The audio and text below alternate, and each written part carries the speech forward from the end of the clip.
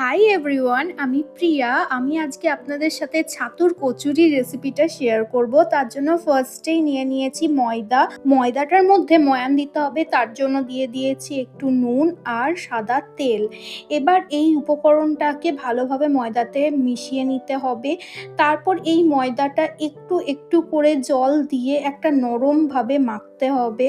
এটা খুব শক্ত থাকবে না, একটু নরমভাবে এই পুর ভরা রেসিপি মাখলে ভালো হয়। এই যে এইভাবে আমি মেখে নিয়েছি। এরপর এটা রেস্টিংয়ের জন্য রেখে দেবো। এদিকে আমি পুরটা রেডি করে নেব। তার জন্য নিয়েছি ছাতু, আর ছাতুতে দিয়ে দিয়েছি নুন, আর তারপর দেব চিনি গুঁড়ো। আমি নর্মাল চিনিকে মিক্সার গ্রাইন্ডারে গুঁড়ো করে নিয়েছি। এরপর দেব একটু হিং, তারপর ঝালের জন্য দেব লঙ্কা গুঁড়ো, আর দেব ভাজা মশলা। এবার সমস্ত কিছু উপকরণকে ভালো করে মিশিয়ে নিতে হবে।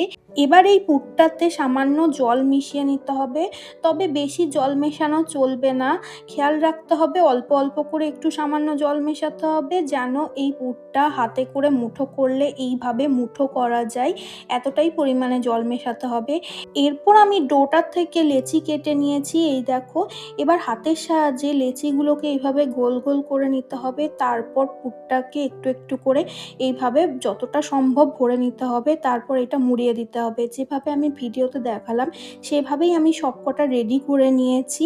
এরপর একটা লই আমি বেলেও দেখিয়ে দিচ্ছি। এই যে এইভাবে সমস্ত কিছু পুরটাকে চারিদিকে ছড়িয়ে নিতে হবে। হাতের সাহায্যে যতটা সম্ভব গোল করে নিয়েছি, বাকিটা আমি বেলনার সাহায্যে গোল করে নিলাম। এরপর একটা আমি ভেজেও দেখিয়ে দিচ্ছি। তেলটা ভালোভাবে গরম হয়ে এলে তারপর একটা কচুরিকে এভাবে ছেড়ে দিতে হবে, আর গরম তেলগুলো এইভাবে কচুরির ওপর দিতে হবে, তাহলে দেখবেন কচুরিগুলো ফুলে উঠেছে।